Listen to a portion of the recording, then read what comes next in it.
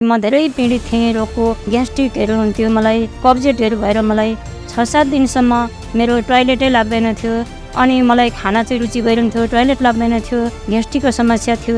त्यो केही गर्दा निको भएको थिएन। तर सन्त रामपालजी महाराजको दीक्षा लिएर मर्यादामा बसेर जुन उहाँले दिएको मन्त्रहरू जपेर सिमरन गर्नाले गर्दा मेरो बिस्तारै ती रोगहरू सबै पुरा हुँदै गएर मलाई अहिले धेरै लाभ भएको छ। अनि मेरो श्रीमान पुरै बिग्रिन हिँडिसक्नु भएको थियो, घर छोडेर पुरै नआउने घरमा, अनि नसामा पुरै डुब्ने, अनि 2 जना बसेर खाँदा 1 कार्टन बियर सबै खाइसक्ने, अनि घरतिर राति 10-11 बजी घरतिर हिँडेको मान्छे काँकडभिट्टा जान्छु भनेर भद्रपुरतिर पुग्ने, यस्ता कुराहरू धेरै भइसकेको थियो। पुरै बिग्रेर चाहिँ पुरा घर झगडा गर्ने, कलह गर्ने, छोराछोरीमा शान्ति नहुने, पुरै परिवारमा झगडा गर्ने, यस्तोसम्म भइसक्नु भएको थियो। अनि सन् 2018मा उहाँले दीक्षा लिनुभयो र अनि अहिले ती नसाहरूबाट सबै त्यागेर उहाँ कुनै पनि त्यो छुनु पनि हुन्न, हेर्नु पनि हुन्न, र अहिले त उहाँ त्यहाँदेखि टाढै हुनुहुन्छ। यस्तो चमत्कार परमात्माले गरिदिनु भयो, धेरै ठुलो लाभ दिलाइदिनु भयो। अनि हामी 2 जना आनन्द परमात्माको उसमा बसेर अहिले हामी भक्ति गरिरहेका छौँ। यो ठुलो लाभ भयो।